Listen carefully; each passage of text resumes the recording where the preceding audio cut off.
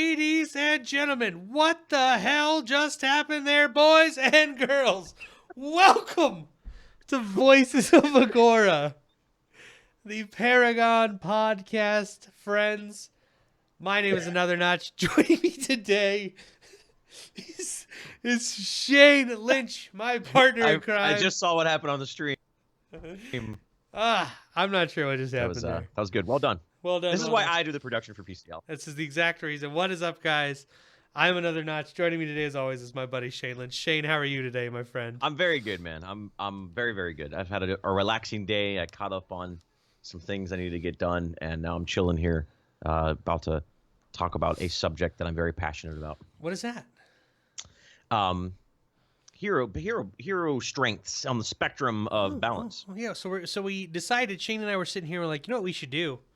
We should talk about top 5 heroes of Monolith and who we think the top 5 heroes of Monolith are. Some of you may agree, some of you may disagree, but this is an opinionated list. Shane and I are right. You guys are all wrong. Deal with it. As always, guys, thank you for listening to the podcast. Episode 21 was put out on January the 5th, and it had amazing downloads. So thank you guys so much for continuing to support this show. I know we started out as a weekly podcast. As the meta kind of got stale, we turned into like a bi-weekly to a monthly podcast.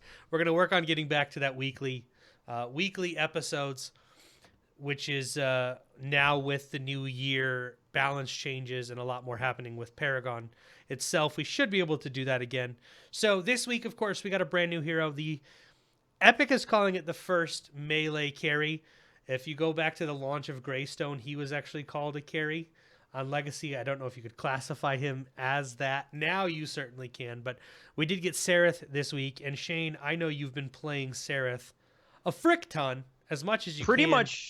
Pretty much anytime I could get her, I would play her. She's a lot of fun. She's a lot of fun. We're not going to be going into great deals about her. We're going to reserve that for the next episode.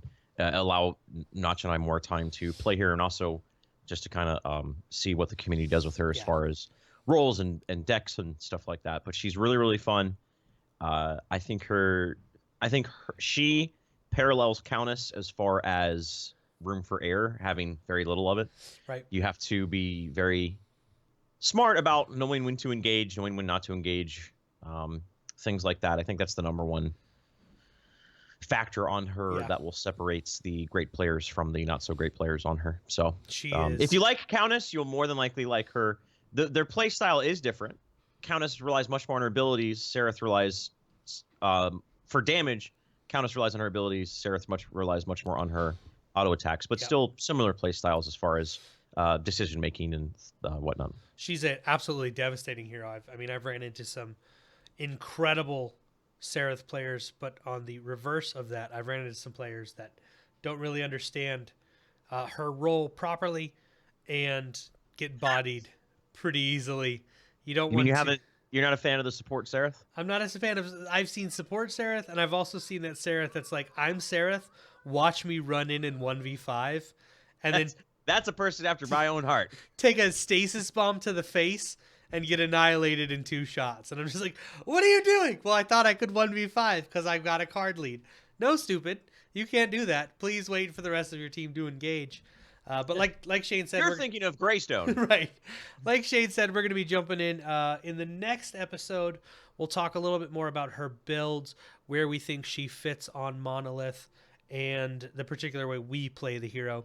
But this week we wanted to jump in. Now that Monolith has been out for a little while, we wanted to jump in and talk about the top 5 heroes. Our top 5 heroes. Our top 5 heroes. Not the top 5 heroes. That's an objective. Right. Our top 5 heroes with the current balancing of the map and the way the game is played. We're also going to give a little bit of insight to the competitive side as well. Narender, one of the mods for the PCL, which is the tournament Shane and I run, put together this wonderful spreadsheet of pick rates, win rates, ban rates, all of that. So Shane will cover that information while we talk about our top 5 heroes. But we're going to jump right into the top 5. And I think Shane and I can agree on this one as Rampage for our top 5, which he could be replaced with Is another this hero. is this in any specific order, or is it just these are our top 5 These heroes? are just our top 5 heroes. Yeah, that's what I thought. order. Okay, yeah. We don't have like a 1 through 5. 1 through 5. No, these are just 5 heroes okay, that we think are the best. Yeah. And up first, of course, is going to be Rampage. I think Rampage is one of those heroes right now that actually fits multiple roles, and he can fit those roles really well. One, he's, in my opinion, the best jungler in the game. He's got incredible sustain while in the jungle. He's got a 2-second stun at level 1, so his gank potential is fantastic. But we've seen him played as a support role during the PCL. He was picked up quite a bit as a support role during the Paragon Competitive League and had a really high success rate in that particular role. Again, a 2-second stun at level 1 is absolutely insane. And that is why we see him played as support. Yes. Is exclusively because of that stun. Yeah.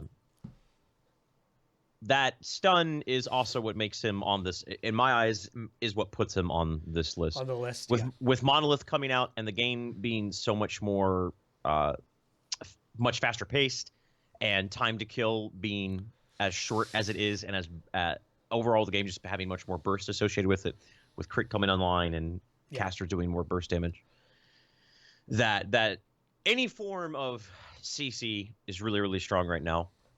But a level 1 form of CC, that is pretty straightforward to land. And 2 seconds. And is 2 seconds. 2 seconds doesn't sound like a lot, but in terms of Monolith, it's a lot. Like, I remember when we were transitioning from Legacy to Monolith and patch notes were dropping in, and everyone saw the change of Decker's ultimate. I think it was from 6 seconds to 3 seconds. 3 seconds, yeah. And everyone was freaking out. Oh, Decker's useless. And they actually played Monolith. Like, oh, okay, actually, Decker's still really good. Yeah. And that's why. It's because of his ability. That CC enables him as a support and enables him to be relevant throughout the course of the game, whether he's behind on a card experience or ahead on a card experience. He can be running the support position and also be a sort of insurance policy later in the game. He can also transition from support to more of an initiator, engager, things like that. And obviously in the jungler, you mentioned, he just farms very efficiently. He ganks very efficiently. And that's pretty much the reason why he's on that list. Is he's just incredibly versatile. Incredibly, one of the most versatile heroes in the game by far. How was he in the PCL? I know we saw him picked a couple times. What was his win rate during the PCL this last week? So he had a 100% ban pick rate, which means he was either banned or picked 100% of the time in every single game that was played in this weekend. I don't know how many games were played in entirety. I think a lot, quite a few. There was a few, but so every single team that played either banned him or picked him at some point during the match. So the problem with 100% pick rate ban rate is it kind of skews the data a little bit, because if a hero is being picked picked or banned 100% of the time, the win rate is gonna maybe not be isn't gonna represent how strong a hero may actually be in the spectrum of balance when speaking about heroes. But he had a win rate of 58.3%. Again, take that win rate with a little bit of salt, because of that pick ban rate. Can kind of skew that a little bit. 58% is still not a terrible win rate when you're looking at, the competitive side of Paragon. We have some absolutely amazing teams out there. I know a guy on Meds really prioritized that hero quite a bit. Very much so. And we saw him in game 1 against Reborn, Clint Eastwood versus Reborn, and a guy on Meds did such a fantastic job on that hero. They were landing Decker and Decker stasis bombs and Rampage boulders, comboing really well, and he was just instantly deleted off of the map. So really strong tune, in my opinion. That hero, again, on our top 5 list because of his versatility. In the jungle, he's a absolute beast, but as a support with that 2-second stun can really be played in that position as well.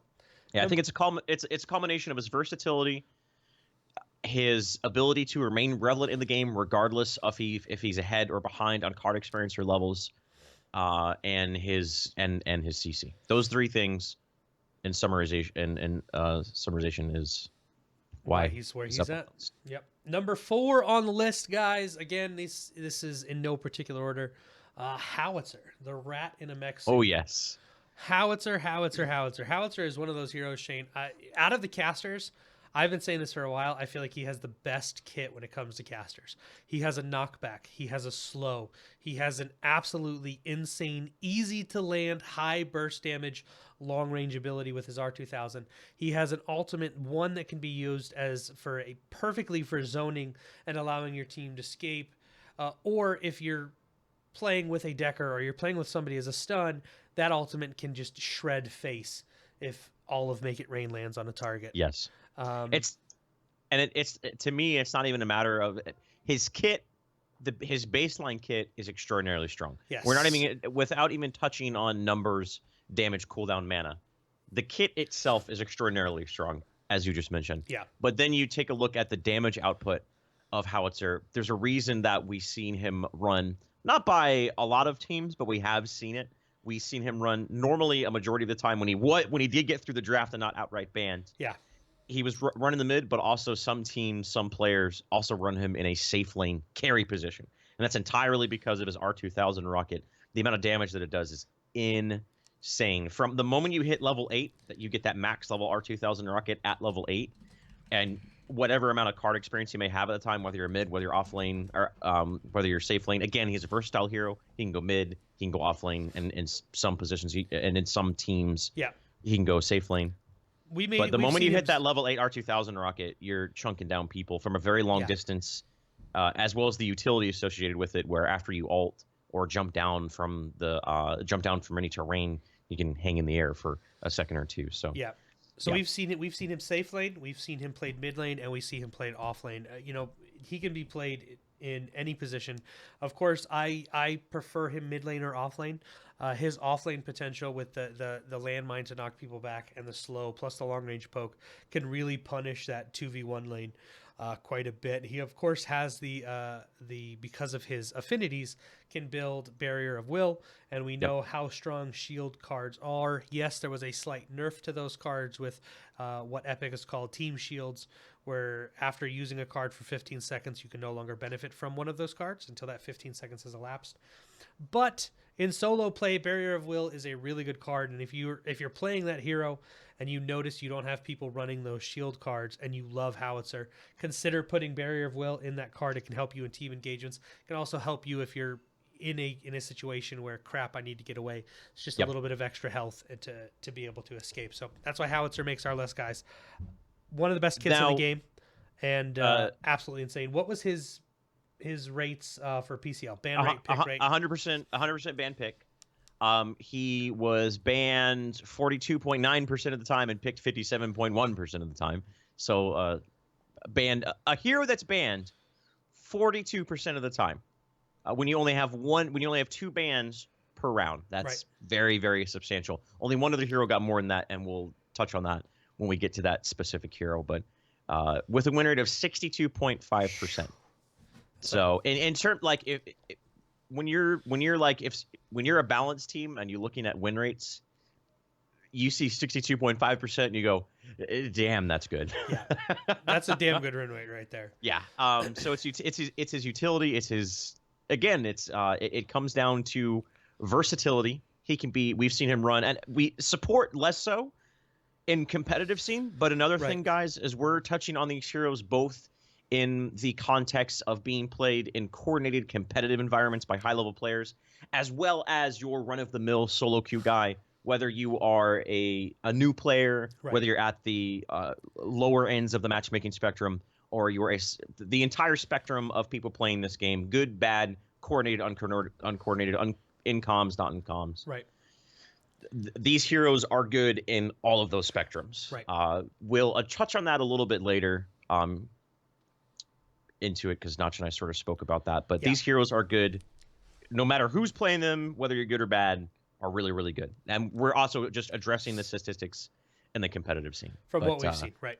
Yes. So number 3 for us is going to be Murdoc, and I think Murdoc is hands down the best ranger in the game right now, best marauder in the game carry, right now. Core. Just his ultimate, long arm of the law. You can pick people up from the other side of the map. This is stupid ultimate. I buckshot. If you watch my stream, you know I'm like every time that ultimate kills someone, I'm like, it needs to be nerfed. It's the worst feeling when you think you're gonna get away, and then a long arm of the law It is too much laser beam to your face and you're dead. But of course, he has a knockback. His mine, and I'm forgetting the name of it. But his basically insta kill mine. If somebody gets stunned properly and you're stuck for 2 seconds in this mine, we saw Phasma combo with a Richter where they would drop the mine, Phasma would stand on it. He'd hook somebody. They'd pull them into the mine. That was really cool. The stasis trap. They would be stuck and stunned, and then you'd see a long arm of the law come out, and that hero is just dead. But you have Buckshot, which shreds armor. It also works on towers. He's got long arm of the law, which can 100% traverse wherever you want. Just aim it. You're going to hit somebody all the way across the side of the map. He's got stasis trap, which is amazing, and he's got a knockback, which actually puts him in a really good position when he's playing against fighters. A fighter thinks they're going to get on top of you, and he pushes that hero away and knocks them away, and he's able to still just deal huge amount of damage. But he's made the list because of his not versatility, but because of his kit. He's got a very solid kit. He deals significant damage, and he's got the best ultimate out of all of the Marauders in the game right now. Yes. Which you can't even touch that ultimate. You can't touch that ultimate. That's a balance issue, right? Like at some point that is going to be addressed. It has to. I have no doubt. Whether it's that ability gets nerfed or the other carries ultimates get picked up a little bit. Right. If you, we'll do a quick comparison, guys. Compare Long Arm of the Law to I think really the only other ability that a carry has of GTFO. Kind of serve the same purpose. They're long range, used for finishing people. Obviously, the sort of kind of serve the same purpose. GTFO does less damage by a lot. I don't know the scaling on it, but imagine if it does less damage, it probably also scales less. I wouldn't imagine it scales more. At best, it scales the same amount as Long Arm of the Law. It does a base amount less damage. It has a line of sight. It can be body blocked by teammates, and it has a longer cast time. Yeah. Compared to Long Arm of the Law, which does more damage. Yes, of course, with GTFO, it's like, oh, but I can just shoot it and forget about it. Like that is the strength that it has over Long Arm of the Law. Right. Yes, I agree. But overall, it's still the damage that it does is compared to Long Arm of the Law. Long Arm of the Law, there's so many CCs in the game right now. CC is so extraordinarily strong right now. CC is such an extraordinary important part of the current meta that at whatever level you're playing, there's almost always going to be at least one form of reliable CC, and any Murdoc with a brain will just wait for that. Right. Whether it's a boulder, whether it's a stasis bomb, whether it's a Chimera call, whether it is a Sevarog subjugate. I can go on. You guys get the idea. You just follow up with that. The cast time being shorter than it was on Legacy is like, oh, hey, and you hit it. And you're melted. Yes. I'm of the opinion that its damage needs to get nerfed. Or another good alternative, I think, would just be make the ultimates from the other Rangers a little bit more relevant. GTFO does less damage. Sparrow's not even a hero at this point in time. Her ultimate's good, but unfortunately, has more other issues other than that. And of course, Ventilate is more used as like a last hope finisher. Like that guy's at 1% and he's trying to get away, and someone go. But very rarely do you see the impact of any of the Rangers or any of the carries ultimates as much as you get out of Long Arm of the Law by a substantial amount. Now, statistically speaking, this is pretty interesting. Murdoc was pick ban rate 100%. He was banned 0 times and picked 100% of the time. So he was never banned, but picked 100% of the time. So naturally, he has a 50% win rate. Yeah. So again, that's what I was talking about, the statistics where you can't really judge it off of balance, but just showing you guys the number. Clearly, the competitive teams at the high level, they put a lot of priority on him. Not so much priority as to ban him, but when he was picked 100% of the time. So yes. So that's actually going to lead us into our next hero, which I think this is one of the strongest combos in the game, especially on the competitive side. Steel and Murdoc, like Shane was talking about. CC, shield slam into a Long Arm of the Law, into a bull rush, into a dead. That's a dead enemy. You're just dead. So Steel is going to be our number 3 pick. Nope, 2 pick. Number 2 pick is going to be Steel. He again is, in my opinion, one of the best supports in the game. He's got shield slam is just I mean, you have to be quick on the trigger to dodge that ultimate. Yes. He's hitting you every single time. It does great damage, especially at max level. And with as long as the stun is, you can shield slam, auto attack, and bull rush and get all of that damage. Mm-hmm. Plus your team following up, you're making sure kills are being secured. He also has shield wall, which is just such a great way to, one, in that lane, make sure you're in the safe lane, make sure your carry is being able to farm effectively, not getting poked. Also protect them from things like GTFO. It has just that ability to protect. Not long arm of the law. Long arm of the law. Straight through that shit. Not long arm of the law, but it just has such great versatility and able to protect your team to make sure they're able to escape. If they're trying to get away, put that up, and the enemy rangers are going to have to run through that in order to deal with it. And then, of course, this is a little bit of an ability that I think is underutilized or people don't really respect a ton, but Bulwark. Bulwark is fantastic. One, for body blocking. Two, you decide to dive a tower, it will... You can take the tower. You can take tower tower damage from it. It's great for, like Shane, ventilate. That ability where, oh my god, I need this guy to live and get away. You bulwark, and you basically take no damage from ultimates and whatever as your team escapes, and you're taking 90% less damage at max level. So it's a very situational ability in my opinion, but super strong. And he's so good in the off lane or in the safe lane. We saw him played by Leo Grande, J. Leo Grande on Reborn in the jungle, which was very effective. Really effective. He'd hit level 5 quickly, and then the moment he hit level 5, J. Leo would come out of the jungle. He would, shield slam, and that was a dead hero, no matter what lane he wanted to go into. And he wasn't waiting for these big, I'm going to hit all 5 of these. No, it was, this is our target. Let's take out this guy right now so we know our team can fight. He'd shield slam, pick off one person, and his team would then rotate and do what they needed to do. So we can see that hero, as well as others, played in very versatile roles. And that's why he's made number 2 on our list. Shane, how did he do in PCL? How was Steel in that particular event? 100% ban pick rate. I think you guys are starting to see a trend here. Again, this is PCL for those of you who are listening on the podcast format. For those of you watching on Twitch, you're probably familiar with the PSL.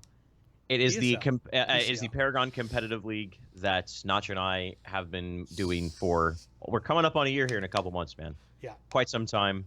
And the world's best teams, it is a North American event, but we do have teams from both EU and NA participate.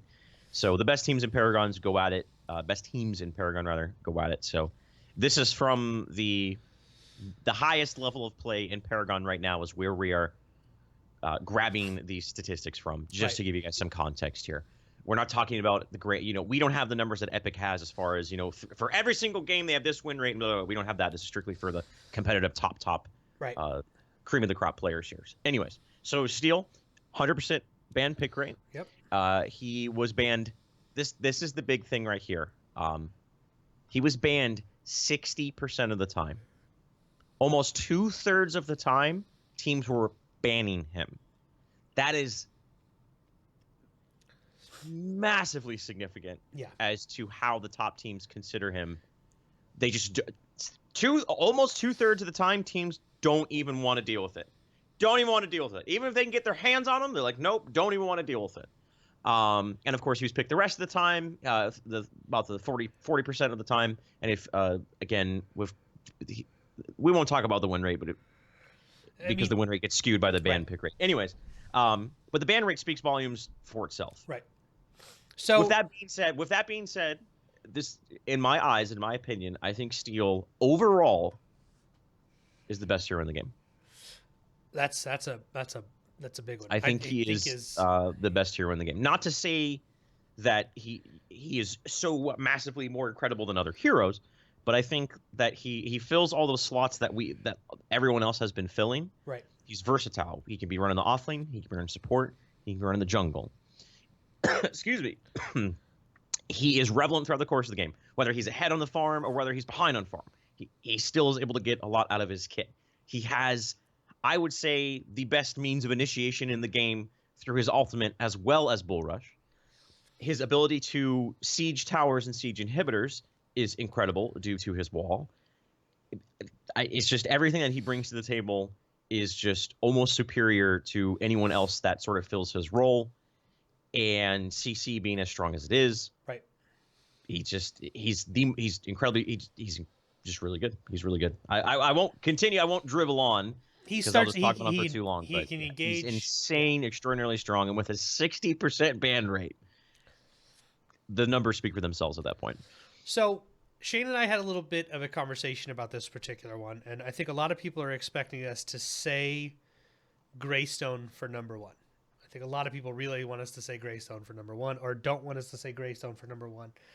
In solo queue, I think Greystone is just kind of pick him. I have a tie here. So I have a tie here. I mean, Greystone guys in solo queue, if you're like, okay, how do we do this? Greystone is just build him, play, run into people, kill them, and get out. I get that. That's fine. But for me, I actually picked my number one is Decker, is who I picked. And the reason I picked Decker is because of Stasis Bomb, which is a massive stun, and it's an AoE stun, plus her slow, but her big one is Containment Fence. In any form of, you don't even have to be organized most of the time. Containment Fence, 3 seconds if Tesla Dome comes out from a gadget, Black Hole comes out, a Make It Rain comes out. Now with Serath being able to dive in, she is so freaking strong right now because of CC and her ability to lock down a team. Yep. That, in my opinion, it makes her one of the best heroes in the friggin' game.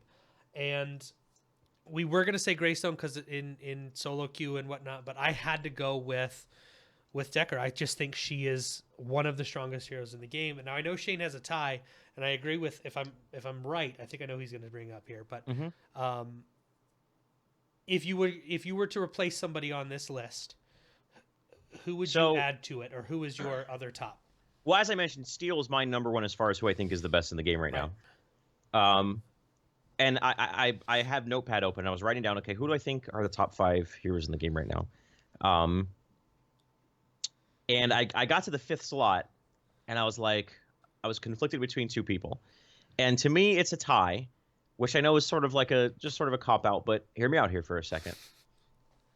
When looking at the entire spectrum of play, from your brand new players and your outright just not good players, right, to the highest level of play, there's a sort of interesting dynamic going on here. So, Greystone. I think he's the pub stomp king. Yes. He's the solo queue king. He is the uncoordinated, unskilled. I don't say unskilled because that just sounds bad, but just players who aren't familiar with how to play around him. Uninformed, maybe, king. So in that regards, he got put on on this list because he's so good at just in an uncoordinated environment, just being like, I'm Greystone. Get out of my way. Don't kill me or you're not going to be able to move. Yeah. Greystone is there. In terms of high-level play, coordinated play, not even high-level play, coordinated play, whether it's mid-level players, average players, whatever spectrum, in any level coordinated play, as well as the very top teams at Sevarog. Yeah. Yes. I was having a hard time deciding. I think, with that being said, Sevarog is still incredible in solo queue. I just don't think he's as pub stompy as Greystone is. No. But there were a couple reasons as to why I sort of went this way with this decision. On PCL day number 1, Greystone had a 30% win rate. He was constantly picked. The only time, yeah, and let me bring it up here. Where's Giggity Greystone? He was pick banned 100% of the time. Yep. Okay. In day number 1, it's interesting here. The numbers, we'll go over them here. In day number 1, he had a 30% win rate. In day number 2, he had a 60% win rate. But of course, day number 2 is 4 teams compared to day number 1, where we had 16 teams going at it. So take that into account there, guys. But yeah, Reborn picked him in the finals. They won with him. I think you could put almost any hero in the hands of Prime and win with him. Sevarog, though, was actually when Jay Leo got his hands on Sevarog, it was a display of just magnificent beauty of Paragon, to the point that Clint Eastwood was just banning Sevarog. They had to. You really didn't have a choice. They actually were banning Sevarog over Steel, banning Yeah. Sevarog over all the other heroes in this list. They just banned Sevarog because of how strong of a hero is, and of course J. Leo. But I think, yeah, Greystone's the pub stomp king. In coordinated environments, I think he's still strong. He's still really good. I would maybe say he's 6th at that point. I would put Sevarog over him in a coordinated environment as well as a high-level environment. I actually prefer Sevarog over Greystone as well, either in the offlane and of course Sevarog in the jungle. But I think this list, when you Rampage, Decker, Steel, Howitzer, and Murdoc, that is an absolutely frightening group of heroes. You've got incredible control. You've got great damage. You've got CC. Kits are very versatile for a lot of these heroes. But in solo queue, in group queue, in competitive play, whether you're a new player, whether you're a veteran, these are 5 heroes that if you pick up and you get skilled with, they are very frightening to play against. There's nothing scarier than going against a good Howitzer player in mid lane who's you think you're safe because you're underneath that tower, and then you get landmined to back out, and you take an R2000 to the face, and you're like, I'm gonna die. And they're like, I'm gonna go to my tower. Okay, I'm at like about maybe 50 to 25% health. I'm gonna be able to get away. He doesn't have his rocket. He doesn't have his knockback mine. And then he ultimates underneath your own tower, and you're like, oh shit. Yeah. So you look at these heroes, and you look at every single one of them. Murdoc, you think you're going to escape. You think you're getting away. You don't realize they still have vision on you. Long arm of the law. And you're dead. And there's nothing you can do about it. You have heroes like Steel, who is the best initiator in the game. Rampage, who has some of the best gank potential and a 2-second stun at level 1. These are the 5 heroes that we think are the top 5 heroes. They are incredibly fun to play. And if you get skilled with them, they are super frightening to play against. And with that being said, again, these are our Notch and I's view on it, where we agreed for the most part. I think the only thing we didn't agree on necessarily was the last one, the Sevarog, the Decker, Sevarog, Greystone. But with that being said, there's still a lot of really strong heroes in the game. I agree, Decker's insane. She didn't make my top 5. I think, again, she's almost did. But as well as you guys, what do you guys think? I know that there's a lot of there's always discourse going around about who are the top heroes, who are the top heroes. You can look at it objectively. The beautiful things about MOBAs, the beautiful thing about Paragon is the hard data doesn't always necessarily reflect the actual gameplay and what is actually happening inside of the, or not the data, but the objective thing, like, oh, this ability does this much damage, so it's going to be really, really good, but in practice, in practical terms, it's not actually that good. Right. So that's why balance is always an ongoing discussion, and people always have maybe disagreements going on. And so what do you guys think? Tell us what you think. And if you don't agree with Notch and I's opinions, we don't blame you at all. I think it's totally cool that some people have different viewpoints. And point I'm trying to make here is it's Notch and I are not saying like these are the best heroes and this is what you should always play.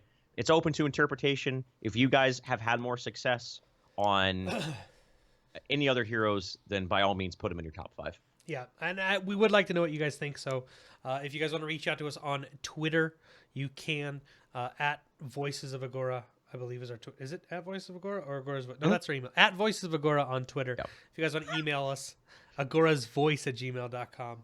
We're working on getting the website migrated and updated. We are, yes. Prettier for you guys. But we had, again, I want to say thank you to everybody who's stuck with us over the past almost year, listening to the podcast.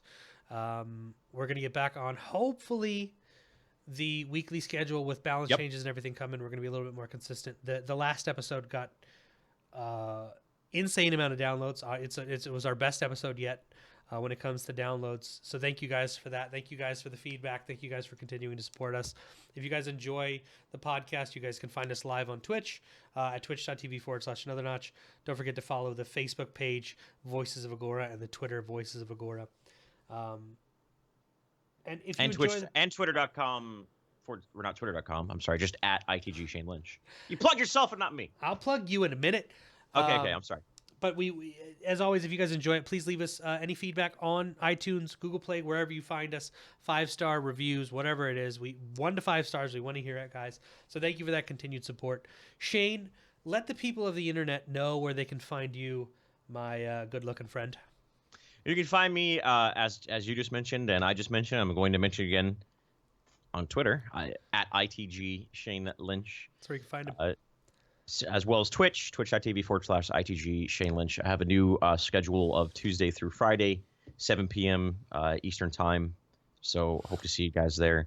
My streaming has been sort of flaky due to recent events in my personal life, which have taken priority. But thankfully, that is all taken care of, and I'm back to a more consistent streaming basis there. So hope to see you guys there. Have a real good time. You and I queue up quite frequently. Yesterday, we had some really fun games. We had some good games after you removed the stick from your anus.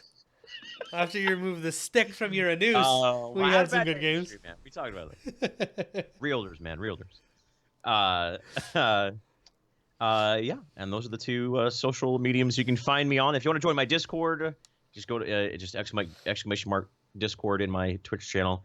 And I have an Instagram as well if you guys want to see a whole bunch of selfies of me, either at work or with a beer in my hand. That's about the nature of what my Instagram does. You don't. So, I mean, you kind of do. You don't. Guys, as always, thank you for listening to Voices of Agora. It's been a fun time doing this podcast. Thank you guys for the continued support. We will be back next week with another episode. We're actually going to dive a little bit deeper into Serath. I know Shane is absolutely in love with this hero. Oh, man.